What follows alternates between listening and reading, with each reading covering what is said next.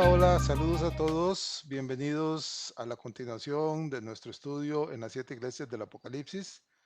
Nos encontramos en la quinta iglesia, que es la de Sardis, y estamos aprendiendo cosas importantes y relevantes de ella. Estamos en la décima parte de lo que corresponde a las secciones en las que hemos dividido cada una de las siete iglesias y entramos al apartado de las recompensas que el Señor le da a esta iglesia y que debemos recordar que por extensión nos alcanzan a todos y a cada uno de nosotros y a la iglesia del Señor extendida por todo el mundo. Asimismo, debemos tener presente que aun cuando estas recompensas son muy puntuales para, en este caso, la iglesia de Sardis, son extensibles para cada siervo del Señor que, reconociendo el enorme precio que su Señor tuvo que pagar para salvarlo, se esfuerza día a día por llevar una vida de obediencia y servicio a su Salvador. Por favor, les pido que no perdamos de vista que aquel que se vislumbra en esta primera filmina, la que podemos ver ahí una imagen, obviamente representa a aquel que camina en medio de los candeleros que representan a su iglesia y que cada uno de los que le han creído a él como suficiente Salvador, de acuerdo con lo que sabemos de Romanos 10, 9 y 10, formamos parte de ella. Tengámoslo presente porque a veces somos un tanto descuidados, no tenemos presente esta realidad de que el Señor no solo camina en medio de la iglesia, de su iglesia, sino que Él conoce todo lo que pasa dentro de ella. Así pues, con gozo y pasión y ferviente deseo de aprender la forma de caminar rectamente delante del Señor, que es una de las finalidades esenciales de la palabra de Dios, sumerjámonos en esta nueva porción de la Sagrada Escritura y con la ayuda del Santo Espíritu entendamos, retengamos y practiquemos lo que aquí se nos enseña y estaremos haciendo las cosas conforme el Señor quiere que las hagamos.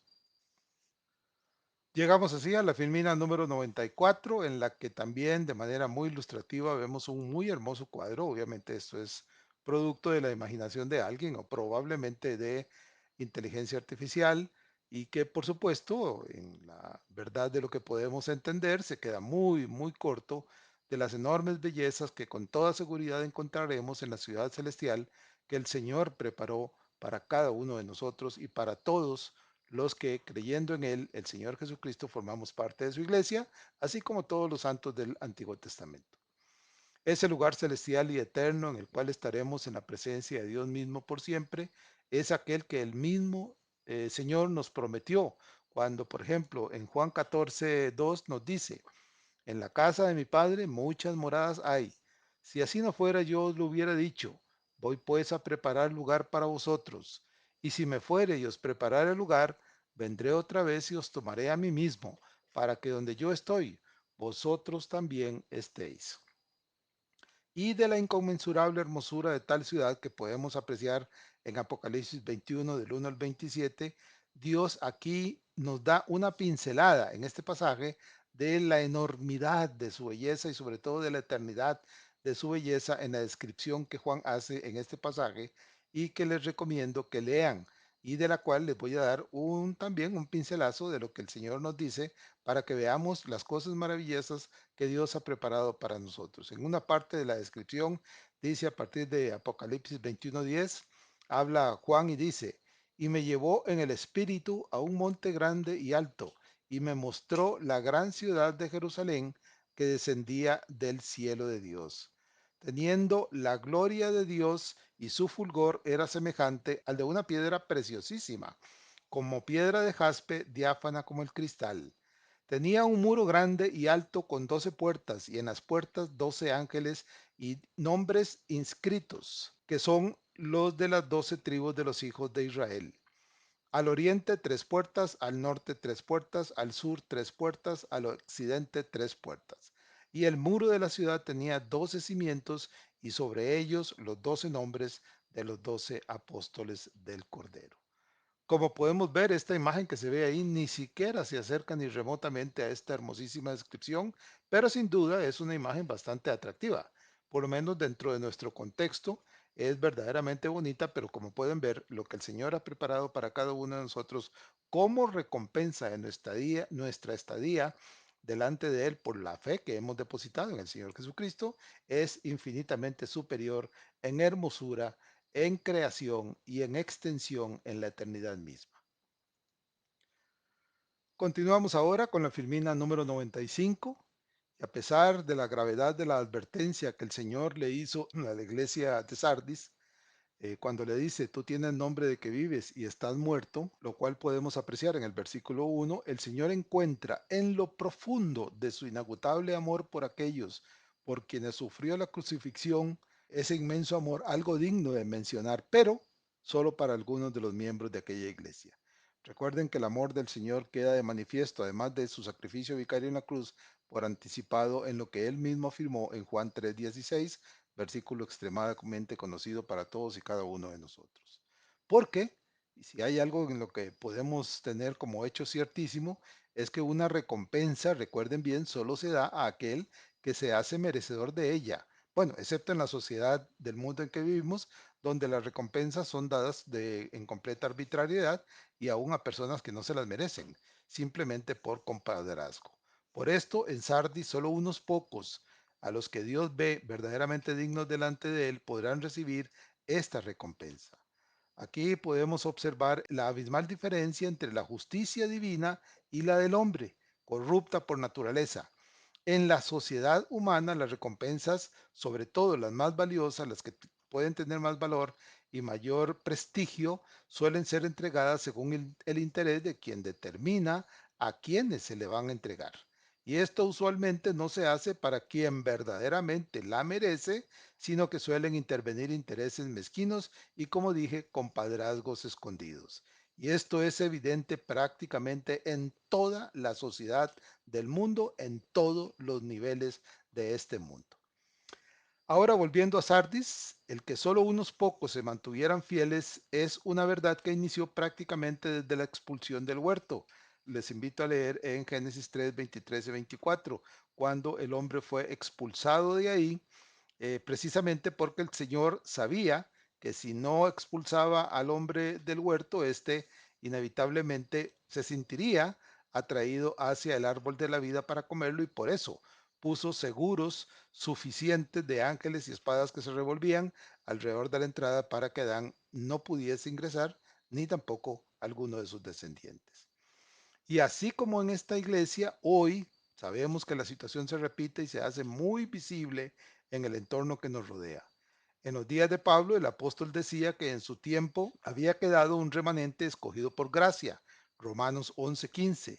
Hoy, como entonces, también hay un remanente fiel que a pesar de la proliferación de grupos llamados cristianos, pero que están lejos de ser verdaderos seguidores del Señor, ese remanente se mantiene fiel y sin manchar sus vestiduras blancas.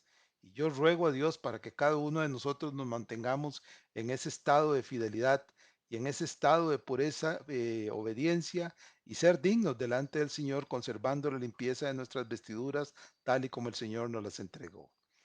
También podemos observar la diferencia entre falsos creyentes y siervos verdaderos que proliferan hoy en día y sin entrar, por supuesto, a juzgar a nadie. En el crecimiento manifiesto del siervo, su madurez, su entendimiento, su obediencia, su lealtad, podemos ver la sinceridad y la verdad de un siervo verdadero. Estos son los que nunca ceden a las ofertas del mundo ni se ajustan a la conveniencia social para evitar el rechazo. Bien lo dijo el apóstol Pablo cuando pedía a los romanos que presentaran sus cuerpos delante de su Señor en sacrificio vivo, santo, agradable a Dios, y evitaran tomar la forma de las cosas de este mundo, es decir, acomodándose a la sociedad, sino que se renovaran en el entendimiento de la voluntad divina, la cual siempre es agradable y perfecta. Y esto lo podemos encontrar, repito, en la carta a los Romanos, capítulo 12, versículos 1 y 2. Porque, sin ninguna duda, cuanto menos voluntad tenga el siervo por las cosas de su Señor, menor será su obediencia a sus ordenanzas, y mayor será el enanismo espiritual en que vivirá. Eso nos lleva a que cada uno de nosotros haga conciencia acerca de su estado actual y en este momento pueda hacer un examen, mirar hacia adentro, observar su corazón, su voluntad, su ser interno y preguntarse qué tan grande es su obediencia y fidelidad a su Dios con respecto a las tentaciones y prácticas de la sociedad y el mundo que nos rodea. Pasamos ahora a la filmina número 96. Aquí, además de la promesa de caminar con el Señor, usando las vestiduras blancas que Él dará a los suyos, también se afirma la razón por la que solo unos pocos la recibirán. Y el Señor es claro y enfático cuando dice que a ellos Él les dará esas vestiduras porque son dignos. Recordemos que esta condición de ser dignos es una facultad exclusiva de la potestad divina para determinar quién es digno delante de Él. Esto es que Dios y solo Dios determina quién lo es verdaderamente y no hay poder o fuerza en el universo creado que pueda cambiar esa realidad de que el único que tiene potestad para declarar digno a una persona es Dios y que aquel a quien Él le da tal rango y tal condición de dignidad, tal título, no solo es digno desde ese momento, sino que también, perdón, lo será por toda la eternidad. Por tanto, y por defecto, nadie que no reciba tal título, es decir, ser digno delante de su Dios, podrá vestir esas vestiduras blancas ni caminar al lado de su Señor. En esta verdad tenemos claro que no existen apelaciones de ninguna clase, ni la condición, ni el derecho de vestir esas vestiduras y caminar con el Señor son negociables. O se recibe tal derecho de parte del Señor o simplemente no se recibe. En cuyo caso también por defecto, quien no es merecedor de ellas tampoco tiene acceso a la ciudad celestial. Es decir, a esa que leímos al principio de Apocalipsis 21, tampoco podrá ingresar y conocer esa ciudad porque simple y sencillamente no es digno delante de su Dios, no viste las vestiduras blancas, no camina con el Señor y por tanto no puede entrar al reino celestial. Esta inmutable verdad debe ser para cada uno de nosotros un llamado de alerta. Para mí, como siervo de Dios, el llamado debe ser claro, terminante, tajante y definitivamente debe ser algo que yo debo obedecer sin, como dije, sin cuestionar para nada lo que el Señor me manda. Tal llamado además debe estimular mi estado de vigilia constante, que recuerden que es importante porque es un llamado que el Señor hace en Mateo 26:41, la vigilancia constante y la oración para mantenernos atentos a las acechanzas del enemigo. Así tendríamos una claridad necesaria para identificar los ataques de ese enemigo, según nos lo advierte el apóstol Pedro en su primera carta, capítulo 5, versículo 8, donde nos dice que debemos estar preparados para defendernos de ese león rugiente que busca cómo devorarnos y preparados sobre todo para hacer la obra del Señor cuando y donde sea necesario. Si mantengo este estado de vigilancia constante desde mi atalaya, puedo tener absoluta seguridad de que mis vestiduras de santidad no serán alcanzadas por la inmundicia del mundo. Recuerden que estamos en campo enemigo, ¿verdad? Por lo tanto, esa vigilancia debe ser constante y completa. No descuidarnos en ningún momento. También debemos recordar que este mundo que nos rodea es literalmente un estercolero de maldad y corrupción, un depósito de inmundicia, porque aquel que lo regenta temporalmente vive para corromper, para mentir y para arrastrar a todos aquellos que le siguen a la condenación eterna. Y en cuanto a estos que lo siguen, lo podemos ver en palabras del mismo Señor Jesucristo en Juan 8:44 y también en palabras del apóstol Juan, Apocalipsis 20 del 11 al 15, en lo que se conoce como el juicio ante el gran trono blanco. Es decir, todos aquellos que el Señor señala en Juan 8:44 como seguidores del diablo, como hijos del diablo, son los que se presentarán delante del gran trono blanco en Apocalipsis 20 para, una vez que son juzgados, hallados culpables y condenados, serán lanzados al lago de fuego. Entonces, por aquel que lo afirma, queda solidificado, inmutable, eterno, que el único con autoridad y potestad y derecho para declarar digno a una persona delante de Dios y entregar las vestiduras reales, limpias y puras, es el Señor de la iglesia, es el Señor Jesucristo, es este que camina en medio de los 7 candelabros de oro, de los cuales, por haber sido alcanzados por la gracia de Dios, cada uno de nosotros también forma parte. Bien, ahora seguimos con la Filmina 97 y permanecemos en el área de las recompensas, de las vestiduras blancas que el Señor da a quienes son dignos delante de Él. Insisto, recuerden que ese rango, esa condición de dignidad, solamente la otorga el Señor, solamente el Dios Todopoderoso dice quién es digno delante de Él y quién no lo es. En algún momento del pasado rebelde de la nación de Israel, y recuerden que Israel tuvo muchos actos de rebeldía, idolatría a lo largo de los siglos, y eso lo podemos ver si nos tomamos el tiempo para leer, por ejemplo, el libro de los jueces. Jehová Dios le dio por medio de su profeta Oseas una advertencia y a la vez una razón del por qué el comportamiento de la nación en ese acto de rebeldía cuando les dice, mi pueblo, se refiere a Israel, fue destruido porque le faltó conocimiento. Y recuerden que esta verdad de lo que le pasó a Israel y que el Señor, el Dios Todopoderoso, se lo manda a decir a través de su profeta Oseas, esto también pasó en la iglesia de Sardis y pasa en la iglesia de hoy. Y esto sigue pasando hoy en muchas de las iglesias del Señor, lastimosamente. Los creyentes, en vez de sumergirse, y esto casi que literalmente, en el estudio de la palabra de su Dios, donde está el único verdadero conocimiento, prefieren oír falsedades, herejías, mensajes carentes de verdades escriturales y llenos de las cosas que siervos mediocres quieren oír. Se les predica de riquezas, de empoderamiento, de decretos, de visiones y toda una serie de falsedades y, perdonen, pero hasta estupideces que siervos y constantes y faltos de entendimiento espiritual se tragan completamente y además se quedan esperando que aquellas torpezas que les acaban de decir, se quedan esperando que aquello pase y se cumplan en cada uno de ellos. Pero esas cosas, siendo como son falsedades, nunca, nunca llegan a suceder. Oyeron lo que querían oír y fueron miserablemente engañados. Y de paso, les robaron el dinero de la bolsa. Ah, pero eso sí, ellos siguen felices con sus líderes, mentirosos y ladrones, esperando que tal vez la próxima vez serán ricos, verán visiones, tendrán poder, tendrán liderazgo para, como hicieron con ellos, que abusaron de ellos puedan hacer lo mismo con otros y puedan caer en la misma trampa en la que ellos cayeron. Y si bien es cierto, no le toca al siervo emitir juicios de condenación a sus consiervos, excepto, claro, en casos muy puntuales y evidentes. Es más, el Señor nos manda a juzgar con justicia. Eso no quiere decir que no debamos juzgar eventualmente a un consiervo que está haciendo mal, si lo estamos haciendo justamente y en estricto apego a las ordenanzas divinas. Recuerden entonces que en casos muy puntuales esto es necesario hacerlo, porque la enanez espiritual y la falta de madurez y conocimiento verdadero se hace muy evidente dentro de la iglesia y algunos dentro de la reunión de los santos.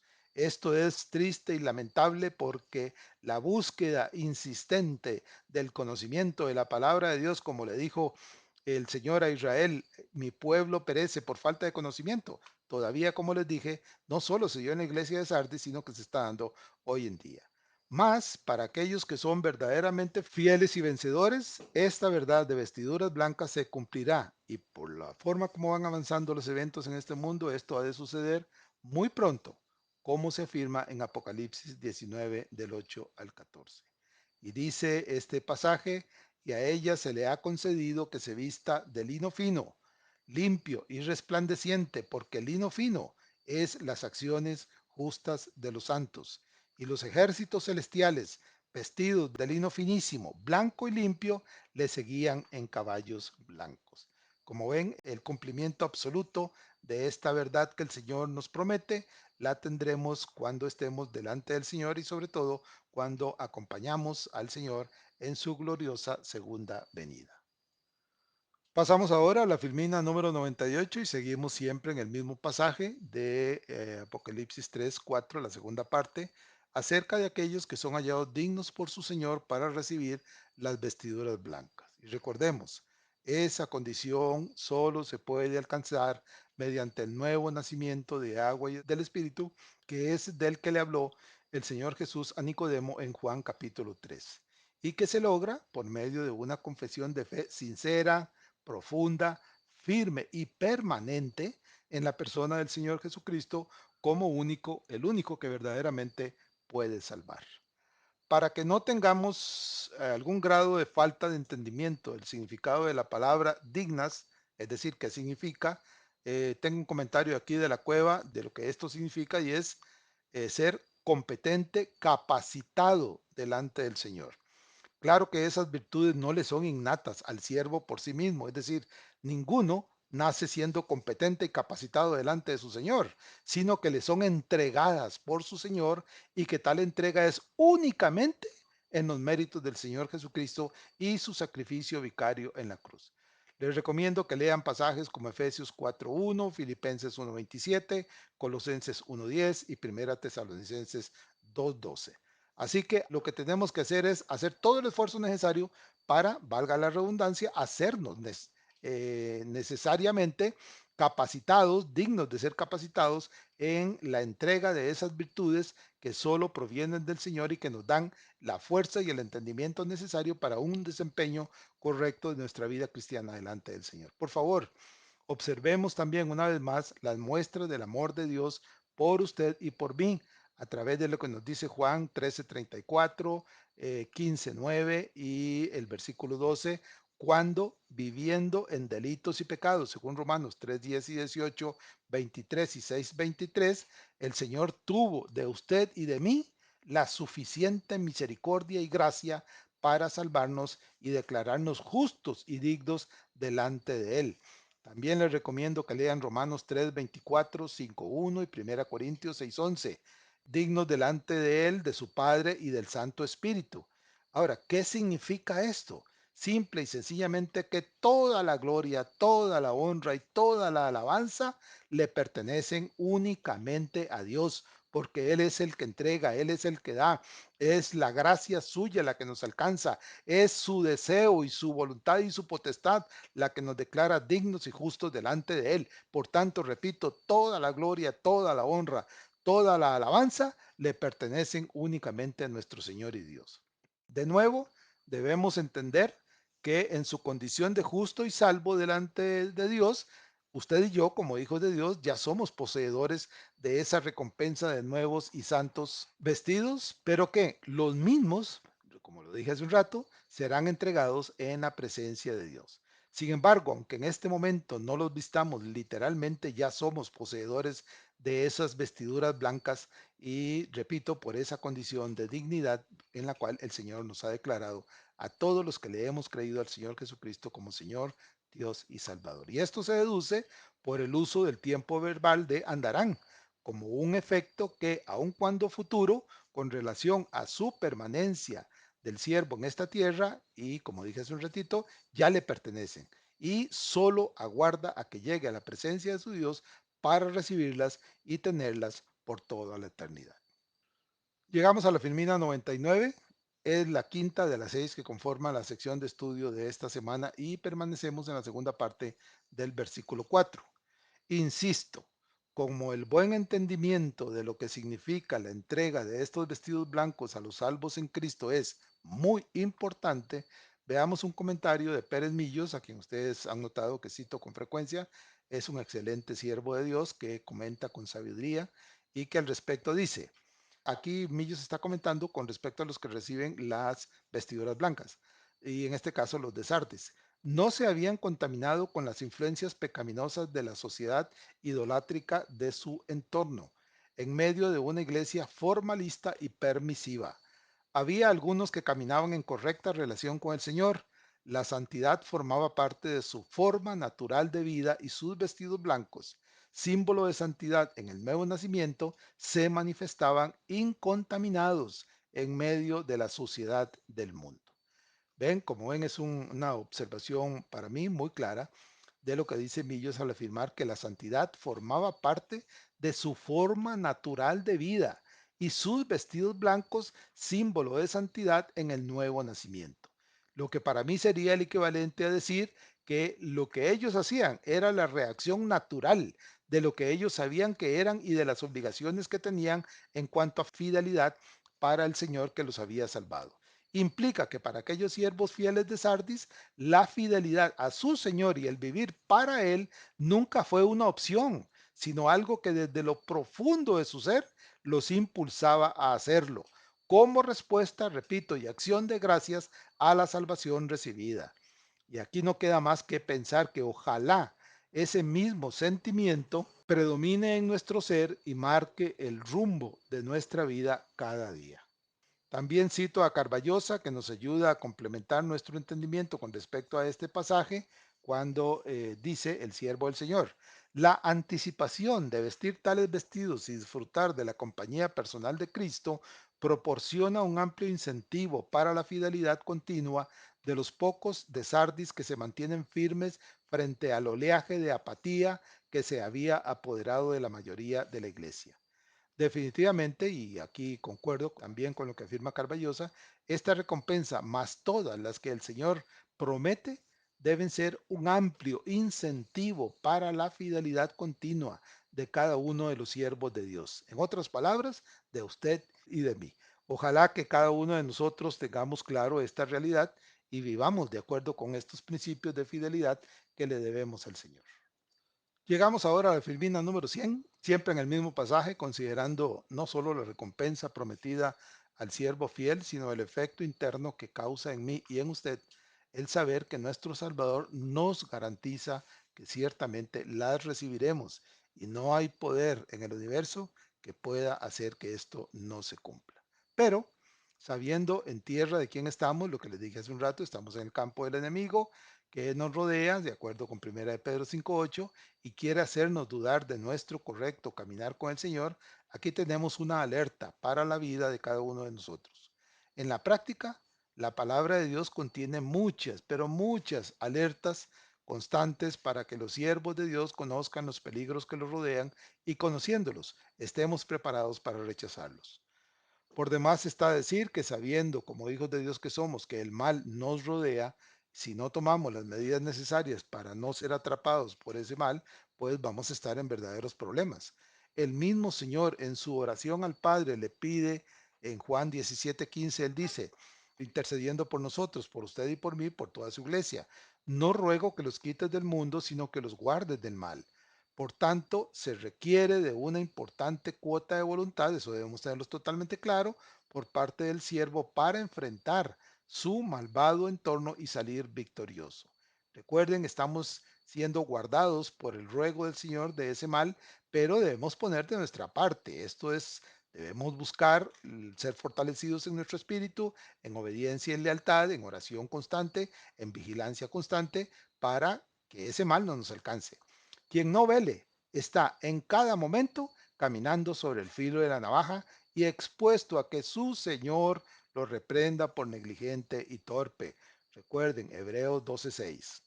Esto me lleva, como a usted debería llevarlo también, a preguntarnos, ¿soy digno de estar junto a ellos, junto a estos siervos que van a recibir estas vestiduras? Quizá la pregunta sea un poquito extraña y no pretende ciertamente cuestionar la salvación, sino confrontar si nuestra vida aquí, ahora, en este momento, es de acuerdo al comportamiento que Dios demanda de cada uno de nosotros y que quedó aprobado en los siervos fieles de Sardis, que al final de cuentas estos siervos fieles son dignos de ser imitados porque tenían aprobación del Señor y por tanto es algo que cada uno de nosotros debería aprender también a cumplir como ellos lo hicieron. Tal vez la mejor forma de hacer esta pregunta sería, ¿estoy viviendo yo mi vida de siervo dignamente delante de mi entorno y para testimonio y gloria de mi Señor? Vean qué pregunta que es extremadamente importante y que debe ser contestada. La repito, ¿estoy viviendo mi vida de siervo dignamente delante de mi entorno y para testimonio y gloria de mi Señor? Ahora, en este momento. Y una pregunta más. Llevo una vida que en mis actos, palabras y pensamientos declara a quienes me rodean que están en una vida de esclavitud al pecado y la condenación. Es decir, la forma como yo vivo mi vida de creyente le dice a los demás, ustedes están viviendo una vida de esclavitud al pecado. ¿Está haciéndolo? Si está haciéndolo, excelente. Y si no lo está haciendo, pues esto sin duda resulta incómodo, para el que sienta que no está cumpliendo con esta parte, pero esta es una verdad que ciertamente debemos enfrentar. Si lo estamos haciendo, pues gloria a Dios, sigamos por ese camino. Si no lo estamos haciendo, pues reordenemos nuestra vida, enderezcamos nuestro camino y sigamos por el camino de obediencia para que el Señor, como con los de Sardis que fueron aprobados y dignos delante de Él, pueda también encontrarnos fieles y dignos delante de Él. Recuerde lo que dice Jeremías 17:9, que claro, no podía faltar la cita del profeta más citado en estos estudios del Apocalipsis en cuanto al engañoso corazón que tenemos y a la perversidad que hay en él. En este momento, su corazón podría estar tratando de minimizar sus acciones. Es decir, si la pregunta fue incómoda y no la pudo responder con total claridad y verdad, su corazón podría estar tratando de minimizar ese sentimiento, haciéndole creer que no, no te preocupes, estás caminando bien, cuando en verdad no es así. Así que por favor tengamos muchísimo cuidado de no ser engañados por ese corazón engañoso y mantengámonos vigilantes. Para que enfrentemos la realidad de lo que somos, hagamos un ejercicio con los parámetros de la palabra de Dios para medir el grado de comportamiento que es digno ante Dios y que yo debo estar llevando para la gloria del nombre de Dios y para fortalecimiento de mi propio espíritu. Veamos. Uno de esos parámetros es el de la fidelidad. Esto es cuando mi prioridad total y primera es vivir para el Señor, conociendo y haciendo su voluntad. Es visible cuando me doy cuenta, por ejemplo, que las cosas del mundo ya no tienen la importancia que tenían tiempo atrás. Es cuando, como dice Pablo en Filipenses 3:8, todo lo que tenía antes en este mundo y ahora lo tengo por basura para ganar al Señor Jesucristo. En otras palabras, las cosas materiales que ya no tienen la relevancia para cada uno de nosotros que tenían antes, porque ahora nuestra prioridad es hacer la voluntad del Señor, vivir para el Señor y para la gloria de su nombre. El otro aspecto importante que debemos tener presente, además de la fidelidad, es la obediencia. Esto es, recuerden que estamos en el campo del enemigo, ya se los había dicho, cuando mi enemigo me presenta en bandeja de plata algo que he querido, que no tiene que ser malo, pero que me distrae de mis deberes y obligaciones para con el Señor. Entonces, al medir el resultado de lo que se me ofrece con las consecuencias de mi vida de creyente, concluyo que mejor no lo acepto. Es decir, aquello que me ofrece el mundo es algo que yo quería, algo que siempre me ha gustado, algo que verdaderamente me atrae, pero si lo acepto, que repito, no tiene que ser malo en sí mismo, si lo acepto, llego a la conclusión de que eso me va a distraer de mis obligaciones como siervo y obviamente me va a perjudicar en ese sentido. Entonces, mejor lo rechazo. Significa no poner nada, absolutamente nada, entre mi relación con el Señor y mis deseos en este mundo. Esto es lo que Pablo llama vivir para Cristo y que menciona en Gálatas 2:20. Llegamos así a la penúltima filmina del estudio de hoy, la número 101, en lo que se refiere a la recompensa que el Señor da a los siervos fieles en Sardis. Continuamos con la voz de alerta que vimos aquí y tenemos un tercer aspecto importante que debemos tener en cuenta, que es el testimonio. Y es el resultado inevitable de la fidelidad y la obediencia, los dos primeros que vimos, que el siervo da a su Señor. Y cuando se tiene fidelidad, obediencia, también se tiene testimonio. Aunque a estas alturas de nuestra vida de creyente esto debería ser tremendamente claro. El testimonio es lo que mi entorno ve en mí, es lo que hago o dejo de hacer, es lo que hablo o aquellas conversaciones en las que no participo, son los lugares que visito o aquellos de los que me abstengo de visitar. Es decir, que mis valores morales de conducta y juicio están claramente definidos y no caigo en la torpeza de hacer, pensar, decir o ir a lugares que definitivamente no me van a ayudar y que me pueden poner en algún tipo de peligro con las cosas de este mundo. Les recomiendo revisar 1 Timoteo 3:7 y 5:10, así como 2 Timoteo 1:8. El cuarto aspecto importante, además de la fidelidad, la obediencia y el testimonio, son las obras. Este sería, para decirlo de alguna manera, el corolario y la suma de las tres anteriores.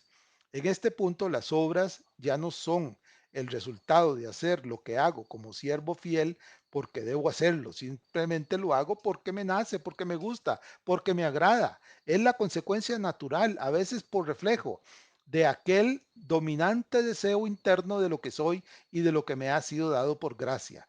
Es decir, que ya no actúo porque el Señor me obliga o porque estoy comprometido con Él, sino que lo hago porque para mí es un verdadero gusto, es un verdadero placer hacer las cosas para la honra y la gloria del Señor.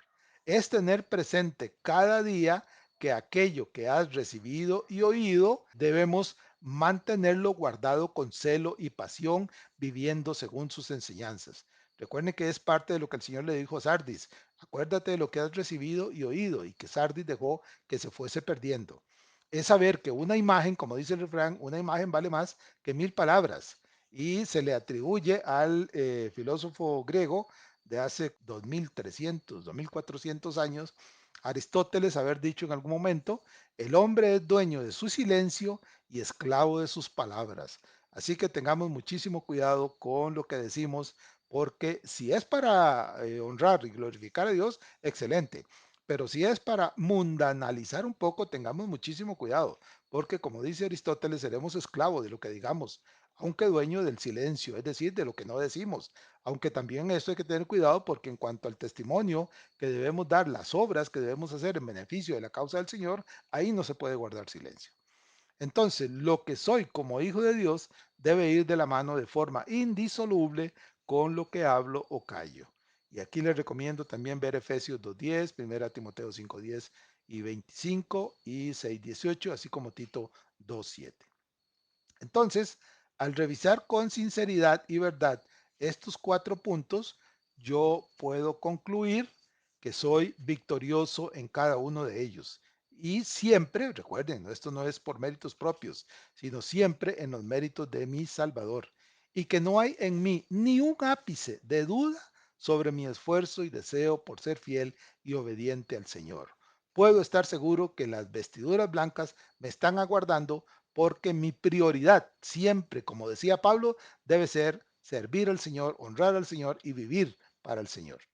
Después de todo, solo Dios es quien dignifica y viste al siervo digno de tales vestidos. Y ciertamente, como ya lo hemos mencionado, no por obras, como dice Pablo en Efesios 2, 9 y 10, sino solamente por gracia y por fe.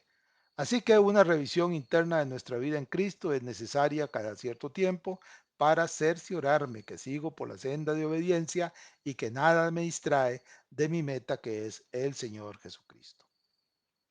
Y así llegamos a la filmina última, la número 102 del estudio de esta semana.